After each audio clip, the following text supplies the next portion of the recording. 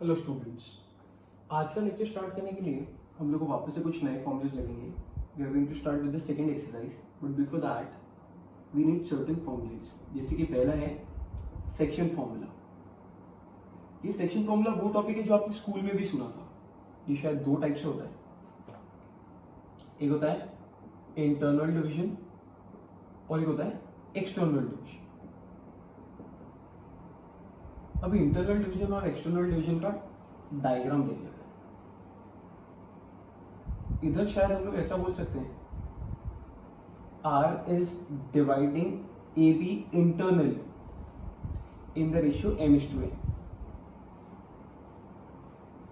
R AB को बीच में आके डिवाइड कर रहा है इंटरनली, और इस डायग्राम में हम लोग बोल सकते हैं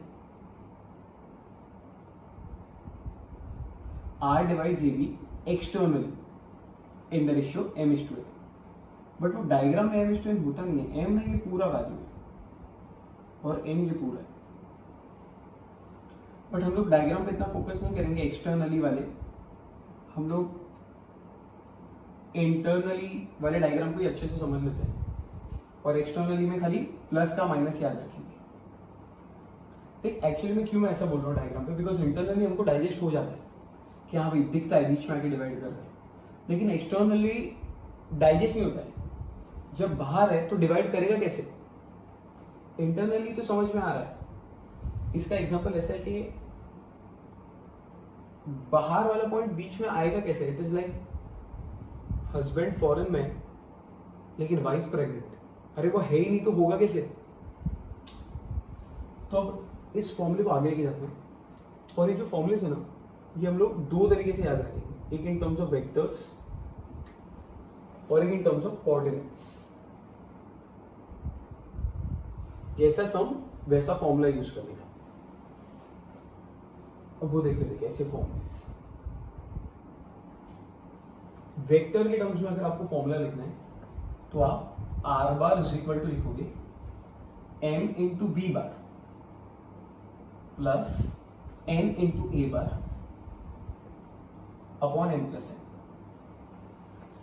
और ये अगर एक्सटर्नल करना है तो प्लस की जगह माइनस, तो R bar is equal to m into B bar minus n into A bar upon n plus n.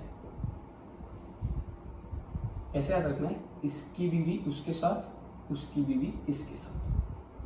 तो शायद m into b n into a और प्लस की जगह माइनस डालोगे तो आप एक्सटर्नली भी आ जाओ. यही अगर कोऑर्डिनेट्स के टर्म्स में होता. सपोज आपके पास में a के कोऑर्डिनेट्स है x1 y1 z1 और b के कोऑर्डिनेट्स है x2 y2 और z2. तो अब ऐसे केस में आपको r के कोऑर्डिनेट्स मिलेंगे. अब ये r के कोऑर्डिनेट्स कैसे मिलेंगे? क्योंकि कोऑर्डिनेट से तो मैं कैपिटल लेटर से डिनोट कर रहा हूं. सो m पहले जाएगा x2 के साथ में plus n into x1 upon n plus n. पहले x का हो गया कोऑर्डिनेट्स. अब आप y के साथ में सेम करेंगे m into y2 plus n into y1 upon n plus n. Third में m into z2 plus n into z1 upon n plus n. तो ये कोऑर्डिनेट्स हो गए. कोऑर्डिनेट्स का मतलब ही तो होता है xyz. तो आपको xyz के टर्म्स में आंसर लाना है और वेक्टर का मतलब आपको बार के टर्म्स में आंसर लाना है. आई होप ये समझ में आया. आगे देखते हैं. एक्सटर्नल में जैसे ये देखा, ऐसे इधर डिफरेंस क्या आने वाला है r के कोऑर्डिनेट्स में. खाली प्लस के जगह आपको माइनस साइन डाल के वापस से कोऑर्डिनेट्स. सो सेक्शन फॉर्मूला हमने देखा कि दो टाइप का होता है, internal and external. After this we have mid point formula. अभी मिड पॉइंट फॉर्मूला भी एग्जैक्ट सेम ही है. इसमें शायद ए बी को आर बीच में आके डिवाइड कर रहा है और आर अगर इसका मिड पॉइंट है तो ये वैल्यू और ये वैल्यू सेम हो गई. तो यहां पे शायद R bar will be A bar plus B bar upon 2 in terms of vectors है. A bar plus B bar upon 2. वैसे ही ए के coordinate x1 y1 z1, B के कोऑर्डिनेट्स x2 y2 z2. तो आर के कोऑर्डिनेट्स क्या होंगे बोलो? Are के coordinates will be this plus this upon 2। Same formula होता है, यही वाला अप्रोच इधर आती है, बस वेक्टर्स नहीं आते हैं, कोऑर्डिनेट्स आ जाते हैं। सो इस side we have x1 plus x2 upon 2, ये तो स्कूल में भी था, अपॉन 2, फिर है y1 प्लस y2 अपॉन 2, और लास्ट में आएगा z1 प्लस z2 अपॉन 2। तो ये mid point formula. After mid point formula भी है सेंट्रॉइड फॉर्मूला। अब सेंट्रॉइड फॉर्मूला भी ना दो केसेस में आएगा, एक ए और एक B. A is for triangle and B is for tetrahedron. अब ट्राइंगल के केस में क्या होता है, ट्राइंगल में कितने वर्टाइसेस हैं आपके पास में, 3, और सेंट्रॉइड जो है वो बीच में लाई करेगा, जिसको आप जी से डिनोट करें। Centroid is generally denoted by G. तो ये वर्टेक्स ए, ये वर्टेक्स बी, ये वर्टेक्स सी। और टेट्राहेड्रन में क्या होता है, इसमें शायद आपके पास में ट्राइंगल के अलावा नीचे एक और बेस होता है, तब जाके टेट्राहेड्रन बनता है। इसको 3D मीडियम से देखोगे आपके प्रिज्म जैसा है, ऊपर एक वर्टेक्स, नीचे 3 वर्टेक्स। तो जो आप सबको मिला दोगे तो आपको एक टेट्राहेड्रन दिखेगा। इस केस में आपके पास में शायद 4 वर्टेक्स होते हैं, ए बी सी डी, और बीच में शायद जी आएगा, जिसको आप सेंट्रॉइड बोलते हैं। तो बोलो यहाँ पे जी की वजह से जी बार आएगा, और 3 वर्टेक्स है, तो answer formula will be A bar plus B bar plus C bar upon 3। But tetrahedron के लिए 4 वर्टेक्स होने की वजह से ये होएगा a bar plus B bar plus C bar plus d bar upon 4। Vector में अगर समझ में आया तो अब आगे आप मेरे को कोऑर्डिनेट्स के टर्म्स में बताएंगे, जी के कोऑर्डिनेट्स कैसे निकालेंगे आप फॉर ट्राइंगल। अब आपको तीनों वैल्यूज ऐड करके डिवाइड बाय 3 करनी। तो x1 a का x, b का x, c का x अपॉन 3, कॉमा आगे y के लिए भी ऐसा ही, y1 plus y2 plus y3 upon 3, comma z1 plus z2 plus z3 upon 3। And similarly, centroid for tetrahedron will be 4 vertex होने की वजह से 4 x आ जाएंगे और डिवाइड बाय 4। सिमिलरली y और z का आप खुद से लिखें। तो सेक्शन फॉर्मूला याद रखना, सेक्शन फॉर्मूला से क्या मिलता है, वो पॉइंट जहां पे सेक्शन हुआ। इधर शायद R पे 2 सेक्शन हो गए, पहला ये वाला सेक्शन, दूसरा वो वाला सेक्शन। आई होप ये समझ में आया। एक और फॉर्मूला वो देखते हैं। Next formula is for in centre. अब इन सेंटर कैसा है और कहां पे है, ये अगर एक ट्राइंगल है तो एंगल बाइसेक्टर्स जो होते हैं, जहां पे एंगल बाइसेक्टर्स इंटरसेक्ट करते हैं, this point is called as in center, which is denoted by H. तो अगर मैं ऐसा बोलूं A B C एक ट्राइंगल है जिसमें AD is the angle bisector, BE is the angle bisector and CS is the angle bisector. So तीनों angle bisector intersect कहां पे हो रहे हैं, H पे। तो अब हमको H फाइंड करने के लिए फॉर्मूला है H bar is equal to x a bar y b bar plus z c bar upon x plus y plus z. Now what is x plus y plus z? BC जो vector बनाओगे आप BC which is c bar minus b bar करके, इस vector का जो magnitude होगा उसको x बोला है।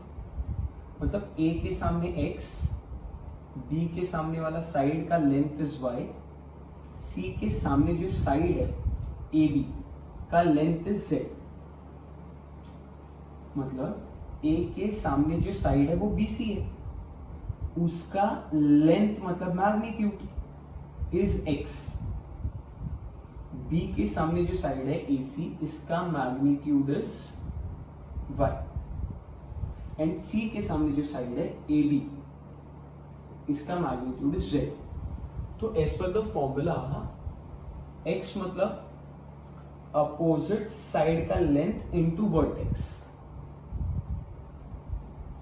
अपोजिट साइड का लेंथ मतलब BC को A से मल्टीप्लाई किया प्लस AC के लेंथ को B से मल्टीप्लाई किया प्लस AB का लेंथ को C से मल्टीप्लाई किया अपॉन तीनों लेंथ्स के एडिशन से। इससे आपको ये वाला पॉइंट मिलेगा। ये आपको एक सॉल्व एग्जांपल में मिलेगा, आप खुद से देखिए होमवर्क में करने वाले हैं solve example.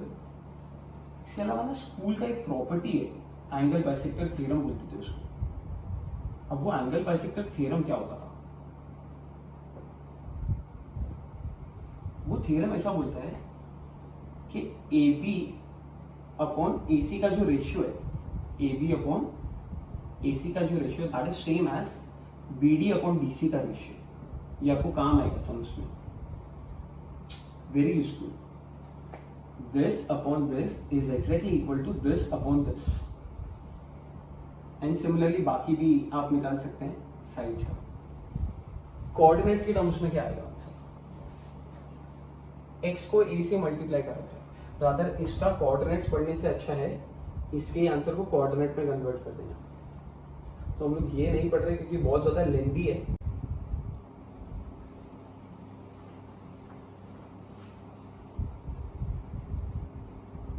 Let us start with the exercise. First sum is find the position vector of point R which divides the line joining the points P and Q, whose position vectors are this and this in the ratio 3:2. First is internally, second is externally. Question में ऐसा बोला गया है find the position vector of point R। Position vector R point का मतलब R एक point था जिसको आपने ओरिजिन से ज्वाइन किया रहेगा, तभी वो R की पोजीशन बता रहा रहेगा जिसको आपने R बार का नाम दिया होगा। यही R बार आपको फाइंड करना है। ये R बार क्या कर रहा है? R bar divides the line joining P and Q, whose position vectors are this and this. So ये दोनों भी पोजीशन वेक्टर्स हैं, बट ये P का और ये Q का पोजीशन वेक्टर है, और इस लाइन को R बार डिवाइड कर रहा था। डायग्राम बना के देखेंगे तो बहुत सिंपल सा बन जाएगा। ये P, ये Q और इसको R डिवाइड कर रहा है इन द रेशियो 3:2। मैंने इंटरनली वाला लिखा है। अभी अपने को क्या करना पड़ेगा? ये जो वेक्टर है ये P पॉइंट का वेक्टर है, तो इसको नाम देंगे P बार का, और ये जो वेक्टर है ये Q पॉइंट का वेक्टर है, तो इसको नाम देंगे Q बार का। आई होप ये समझ में आया। सो अब स्टार्ट कैसे करोगे आप? पहले तो इनको डिनोट कर दो। Late P bar S 2i minus j plus 3k,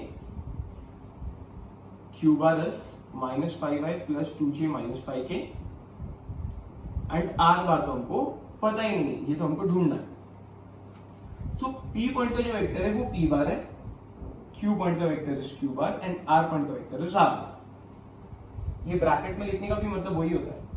R bar is R का position vector, P bar is P का position vector, Q bar is Q का पोजीशन वेक्टर। ब्रैकेट के अंदर लिख देते हैं इसके बाजू में।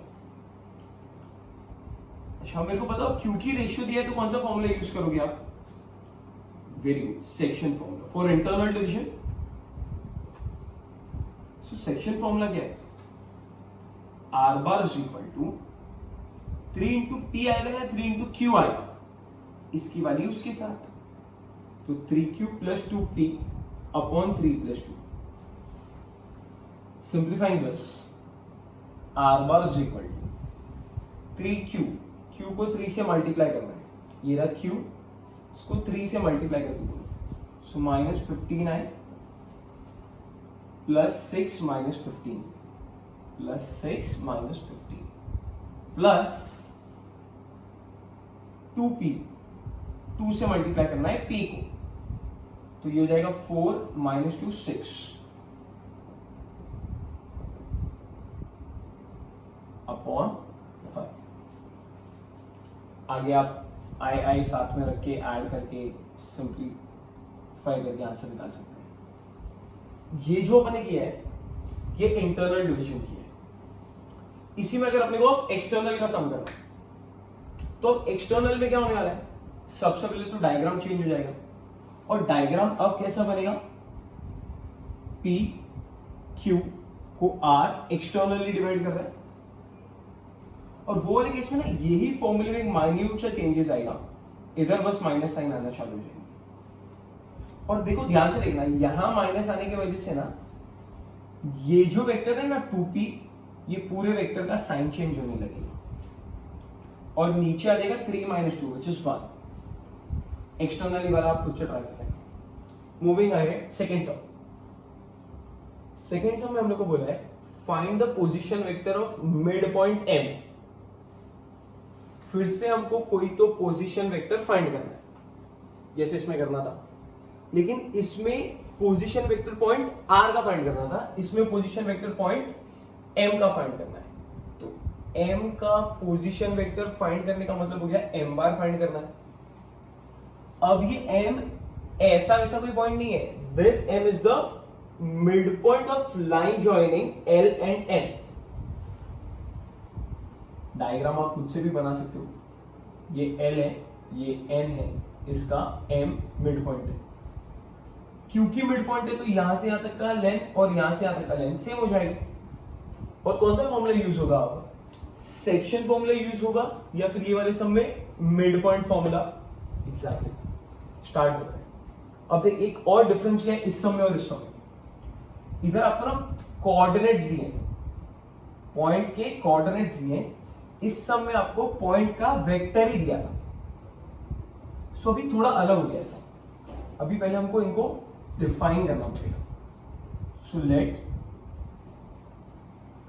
L bar, M bar, N bar be the position vectors of points L, M and N with respect to origin respectively.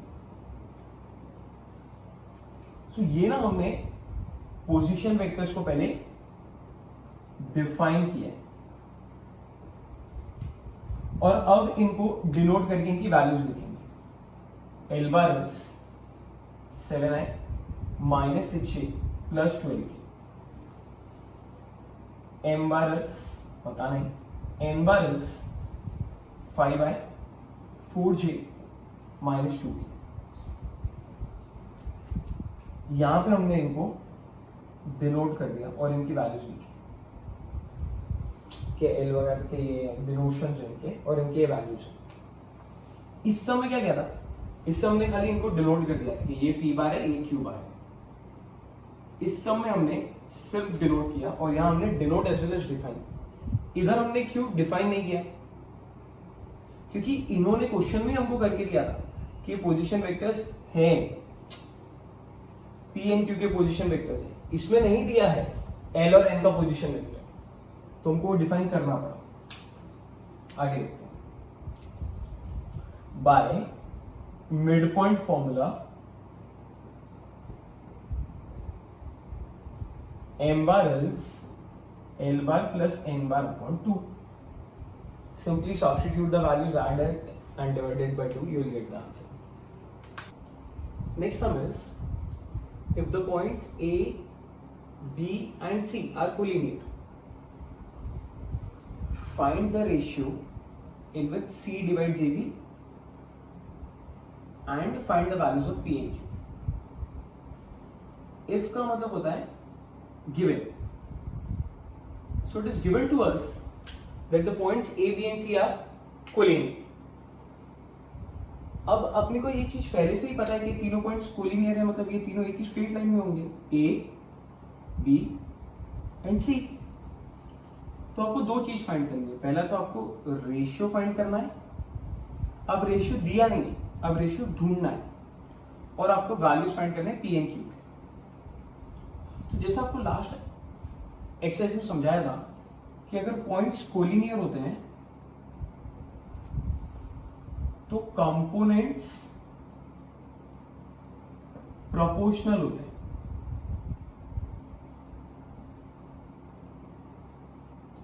सो अपन पहले यही बात पे ध्यान देते हैं कि 3 पॉइंट्स अगर कोलिनियर है तो कंपोनेंट्स प्रोपोर्शनल होते हैं ऑफ 2 वेक्टर्स।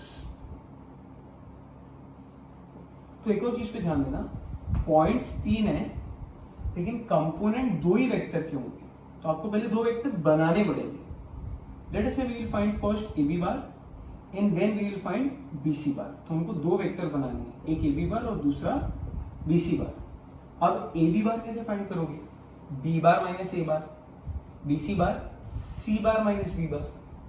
बट आपके पास में वो छोटे वेक्टर्स दिए नहीं है बी माइनस ए, आपको तो पॉइंट दिया है, तो आपको वेक्टर डिनोट भी करने और डिफाइन भी करने। Start. Let A bar B bar C bar be the position vectors of points A, B and C with respect to origin respectively. So अब A बार का वैल्यू आ जाएगा, ये हमने पोजीशन बता दी पॉइंट की, A की पोजीशन बताई है ओरिजिन के रिस्पेक्ट में, तब जाके A बार आए। 3i 0j प्लस पीक के। B bar is -i plus qj plus 3k and C bar is -3i plus 3j and k 0 k।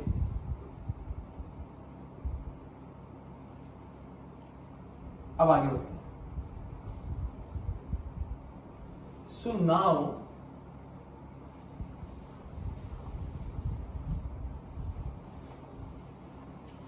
First हमको फाइंड करना था A B bar. Let's find A B bar which is b bar minus a bar. This minus this, -1 minus 3 is -4i. Q minus 0 is qj and 3 minus p is 3 minus p the whole k। इसको ध्यान से देख लेना k वाले part. A B bar के बाद में find करना है आपको B C bar. How to find B C bar? C bar minus B bar. -3 plus 1 is -2। इसको क्या लिखेंगे आप? 3 और q को सब्ट्रैक्ट करेंगे तो 3 minus q whole bracket j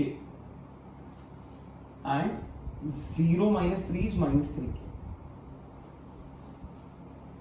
since points are, बहुत टाइम बाद आया सिंस भैया, since points are collinear therefore components are proportional।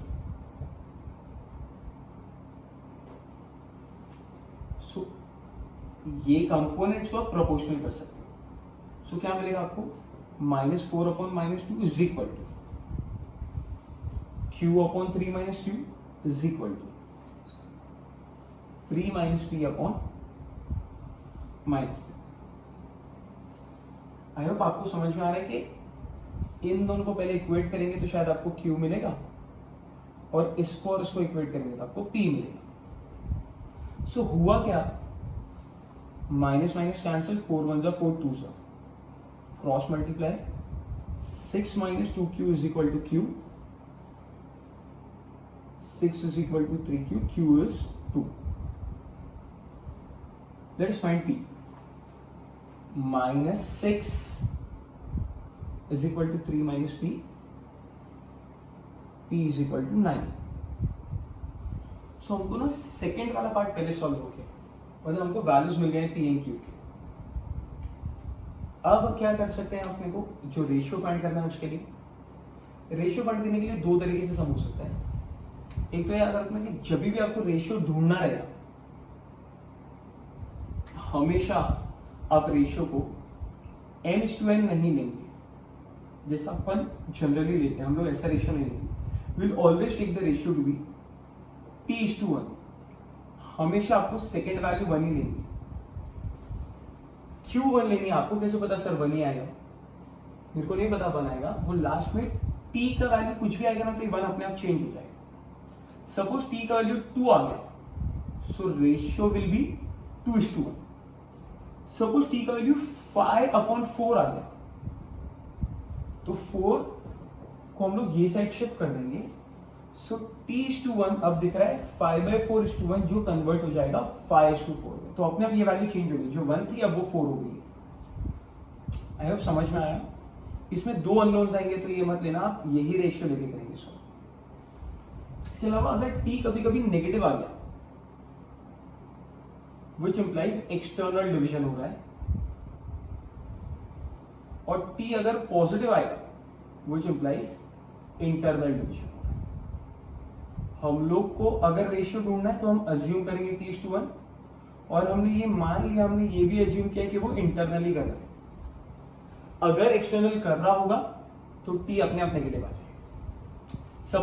Suppose t का वैल्यू -2 आया, तो आप रेशियो क्या लिखेंगे? -2:1। बट ऐसा कभी रेशियो लिखा नहीं जाता है, क्योंकि रेशियो कभी भी नेगेटिव नहीं होता। सो आप ऐसा नहीं लिख के आप लिखोगे 2:1, लेकिन एक्सटर्नल।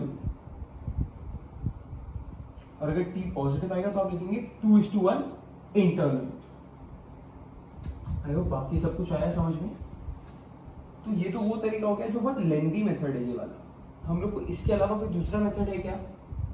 हाँ, अब आपको जो p और q मिला है ना, वो आप इसमें सब्स्टिट्यूट कर दो। तो जब आप p और q का वैल्यू इसमें सब्स्टिट्यूट करोगे तो आपको एक नया AB मिलेगा।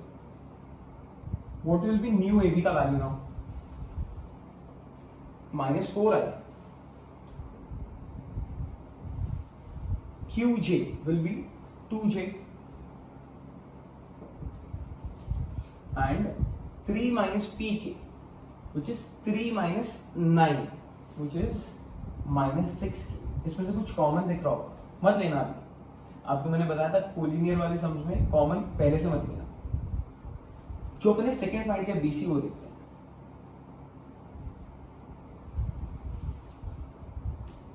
-2 आए plus 3 minus QJ, oh sorry, Q का वैल्यू अपने को 2 डालना है, तो 3 minus 2 is 1, सो ये हो जाएगा J, and third value will be -3K। अब देखो और चेक करके बताओ कुछ कॉमन मिल रहा है क्या? यहां से सिर्फ 2 कॉमन ले लो। सो अगर आपने 2 कॉमन लिया तो अंतर बचेगा -2i plus j -3k, and this is nothing but BC। सो अब यहां पे हम लोग ऐसा लिख सकते हैं क्या? AB is twice of BC,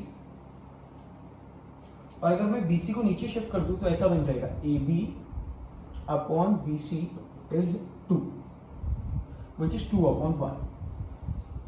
यहां से आप क्लियरली समझ सकते हैं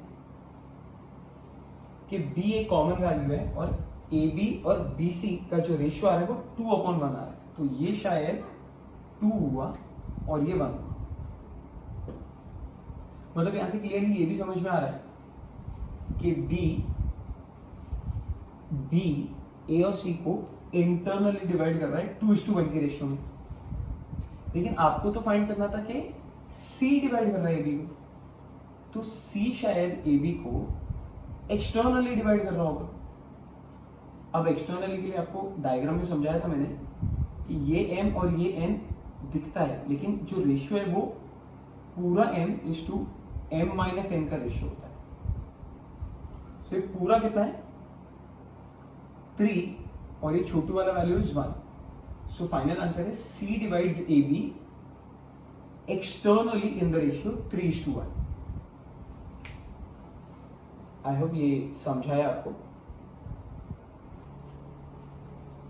यही सब के लिए एक ऑल्टरनेट मेथड देते हैं, जिसमें आपको बताया था कि अगर रेशियो फाइंड करना है तो उस रेशियो को अज्यूम करेंगे 3:1। लेट द रेशियो बी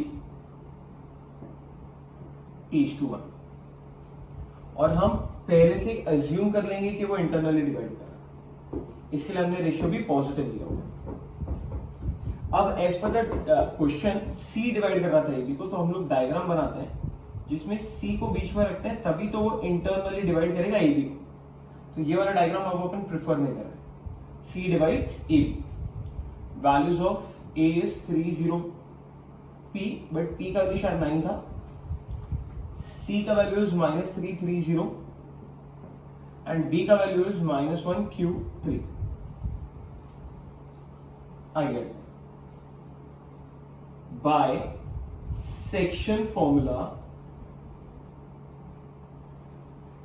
क्योंकि c डिवाइड कर रहा है ab को इन द रेशियो t:1, तो c bar is equal to t into b bar plus 1 into a bar upon t plus 1 आएगा। Now let us substitute the values. c bar का value is -3i plus 3j plus 0k is equal to t times b bar, ये रहा b, जिसमें q का value 2 है। तो t times of b bar is -i plus 2j plus 3k plus a बार का value is 3i 0j plus 9k upon t plus 1. Now to solve this, shift t plus 1 on the other side, equate कर पाएंगे so that t plus 1 सबसे multiply हो जाएगा, so answer will be -3 times t plus 1 I cap plus 3 t plus 1 j cap plus 0 k cap is equal to, इधर भी अगर अपन bracket open करें तो यहां से आएगा -ti और यहां से आएगा 3i, taking i common -3 plus ti, next यहां से मिलेगा 2t और यहां से मिलेगा 0, तो 2t plus 0j, and third जो अपने को मिलेगा वो मिलेगा 3t plus 9k equal to के इधर भी वेक्टर उधर भी वेक्टर, तो by equality of vectors equate करोगे अननोन निकल जाएगा। आई बताए -3 times t plus 1 is equal to -3 plus t, j with j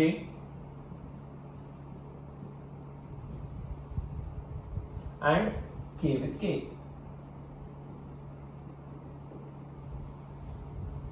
यहां से -3t -3 is equal to -t plus 3, shifting 3t on the other side and 3 on this side, तो -6 आ जाएगा यहाँ पे और वहां आ जाएगा 2t, तो t का वैल्यू शायद -3 आ रहा है। अभी ये दोनों भी सॉल्व करने की जरूरत नहीं, तो यहां से भी आंसर सेम ही आएंगे आपको, आप चेक करके देख सकते हो।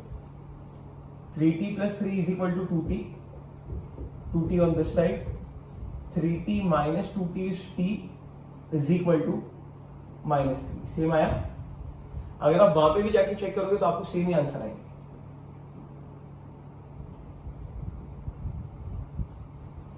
तो इन तीनों को करने से अच्छा किसी भी एक को ही कर लो सॉल्व। अब ये देखते हैं यहां तो t का वैल्यू आया, फिर आपको ये बताया था कि अगर t का वैल्यू नेगेटिव आया तो एक्सटर्नली डिवाइड करना होगा, and since t is negative which implies c divides ab externally in the ratio -3:1 नहीं बोलेंगे, आप बोलेंगे 3:1। नेगेटिव के वजह से आपने एक्सटर्नली वर्ड यूज कर लिया, सो लास्ट में कंक्लूड कर सकते हैं therefore c divides ab externally in the ratio 3:1। और एक्सटर्नली कैसे पता चला आपको? बिकॉज t नेगेटिव है। आई होप ये समझा। The position vectors of point a and b are this and this. Find the position vector of point c which divides ab in the ratio 3:2। Position vectors मतलब points के vectors जो इन points की position बता रहे हैं with respect to origin. सो ए का जो position vector होगा वो ए बार होगा, बी का जो पोजीशन वेक्टर होगा वो बी बार होगा. आर दिस एंड दिस, मतलब ए बार का ये वैल्यू एंड बी बार का ये value. See now the problem is, ऐसा लग रहा है कि ए bar is 6a plus 2b. ए बार का वैल्यू इज दिस, बट ऐसा लिखने से ना कंफ्यूजन हो जाएगा. हमको लगेगा ये ए और ये ए सेम है, सो इसको कोई दूसरे वैल्यू से डिनोट करो. पी बार ले लेते हैं. So p bar is the position vector of point a and q bar is the position vector of point c, and position vector of point c को अपन आर बार से डिनोट करते हैं, और आर बार ही हमको फाइंड करना है. अगर ये समझा, सबको डिफाइन कर दो. Let P bar, Q bar, R bar be the position vectors of points A, B and C with respect to origin respectively. अब तो क्या आपके पास में सब वैल्यूज है. P बार आपको दिया है 6a plus 2b, Q बार आपको दिया है a minus 3b, R बार आपको फाइंड ही करना है, और पॉइंट C डिवाइड कर रहा था AB को. तो डायग्राम अगर बना के देखेंगे तो C डिवाइड कर रहा है AB को इन द रेशियो 3:2. अब कुछ भी नहीं अगर दिया है, if nothing is mention, so again we will assume internally, क्योंकि कुछ नहीं दिया. अगर कुछ दिया होता तो अपन एक्सटर्नली इंटरनली वैसा लेते. So again by section formula,